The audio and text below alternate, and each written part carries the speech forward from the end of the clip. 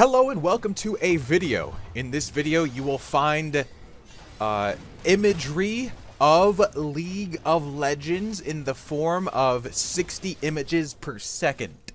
By definition of a video. You'll also see an Illaoi who doesn't quite understand the damage capability and potential when a gank comes in at level 3. But you know what, dude?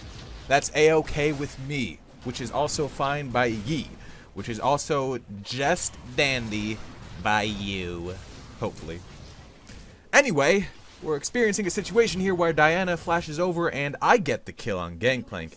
Must have been a rogue tentacle that blast him from the past him, from the blast him, from the past him, from the blast him, from the past him, from the blast him. See, it's as if I had gotten stuck in some sort of auto loop, yes? By the way, when you land your E and you get a vessel on Illaoi, landing your Q on the enemy champion and the vessel of that enemy champion, that does so much damage, dude. It literally does at least 50 at level 16. I'm not even joking. You think I'm kidding, but I'm not. You think I'm kidding about escaping a 2 versus 1, but I'm not. Because I'm escaping it. Do not worry. Do not fear. Gangplank, he still has the stopwatch. Do not worry. Do not fear. This is the reality of the situation in which we live. And I'm completely fine with that. I've come to terms with the fact that sometimes you just don't absolutely destroy 1000% a lane matchup. And that's cool. That's just life, man. But I did get the first tower. Aha. All that gold adding up. Also, I've got 148 CS at 15 minutes, and you know what that means. Whole enemy team is dying when they come from me. You know what I'm talking about? Unfortunately, my tentacle was not quite in range in the final E on Gonga de Brongodo, which is another name for Gangplank. Don't fret. Gangplank has a lot of different nicknames. He got them based on the number of ships he was on when he was a wee lad. Which is something that he does, perhaps, don't really know, and don't really care. Which is a secret because I do really care. Yes, indeed, viewer. You've guessed it. Great job. Be my guest as you have guessed it. Alright, Gangplank is trying to clear out the way, but I'm trying to clear out his tower. You think I care about a Gangplank, dude? I'm a 6-3 Illaoi. I got 170 CS at 18 minutes. You think I'm caring at all? You think my name is Karen? Is that what you're thinking? Because I'm thinking I'm just going to 2 versus 1 whoever you bring up here. That's the only thing I'm thinking. You see what I'm getting at there? Unless, of course, you bring a third person. That adds a complication. But, I mean, it's all about adaptation. It adds a complication, but it's about adaptation. It's League of Legends, the video game. I'm sort of coming up with slogans on the side. You know how it is, dude. On the Dakota Meatballs YouTube channel Experience Extraordinaire, we come up with slogans. We like phrases. That's just one of the many, many things that we do. And that's fine. It is a hobby. The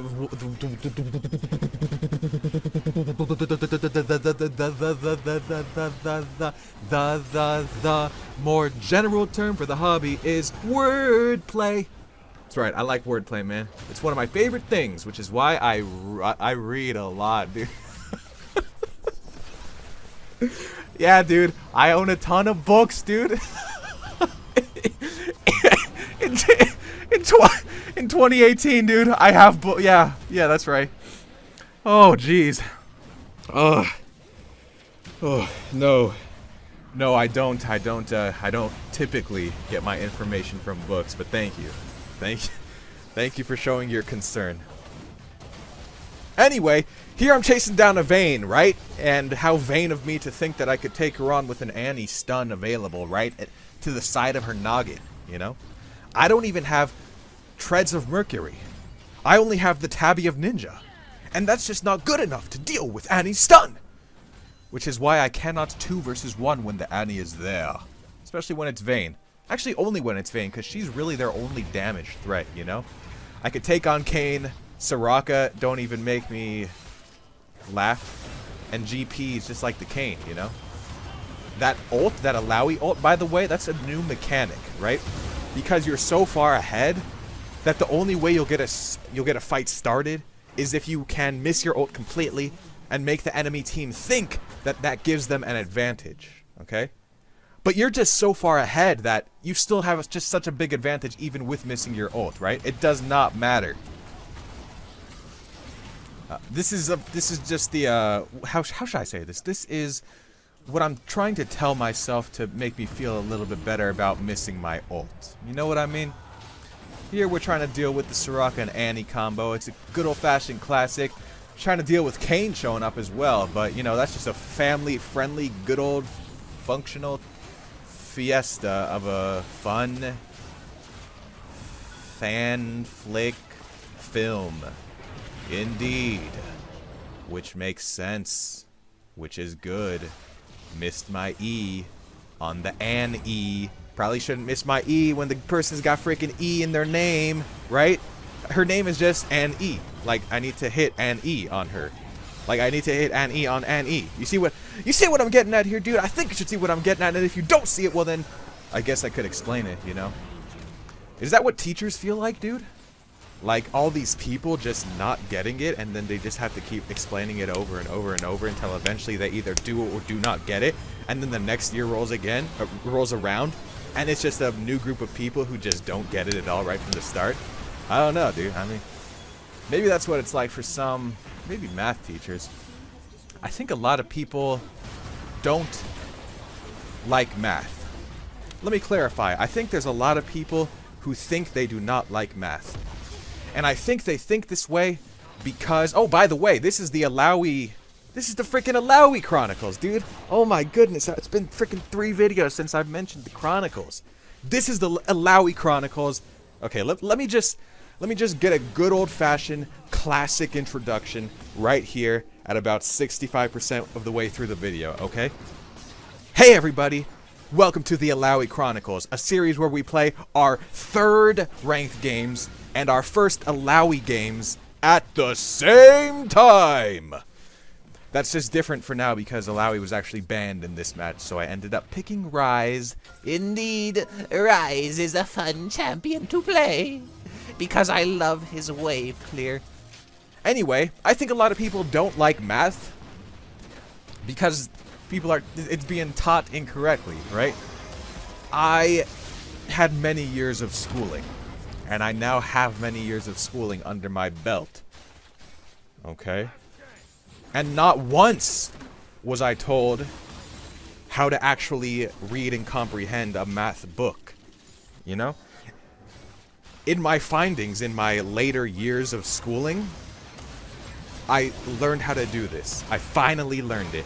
And after that, math became simple. Once I learned how to read a math book, at the level that I could read, I don't know, maybe like a history book, things started to make sense. And so, perhaps, listen, I haven't studied any of the scene, so I don't know what I'm talking about here. That's my disclaimer that's my disclaimer about everything, pretty much. I don't know what I'm talking about with anything, because I'm not a pro in anything. So how could I possibly know in anything? But long story short, they don't teach you how to properly read a math book. It's not like your typical school book. It's different. It's different than a science book, different than a history book, different than an English book. And I think if they would just teach students how they should, how they can comprehend and read the book properly, then I think that'll cause a lot more people to actually like math. Because they'll get it. They'll understand it. They'll read about it in the book, and it'll make as much sense as if they're reading an English book. This being said, that's just a working hypothesis as a guy who knows nothing about anything in the topic that he's talking about. But I feel like that's perfect for a League of Legends video, right? To just talk about something like I know what I'm talking about when I really don't have any knowledge over the topic, I feel like I've seen a lot of guides on champions that function exactly like that description. But I'm not complaining, and I'm not mentioning any names, obviously. Again, I'm not complaining. This is just an observation. That's all I am. I am observation bot. And the fact of the matter is that there are a lot of guides out there of people who get stuff wrong. Is that a bad thing? Is that a good thing? That's up for you to decide, man. That's not for me to make the call. If I'm making the call, okay, I might look at it from a different point of view. and say it's a good thing, because it's allowing these people to express their creativity in a way that teaches others to the best of their capability, you know?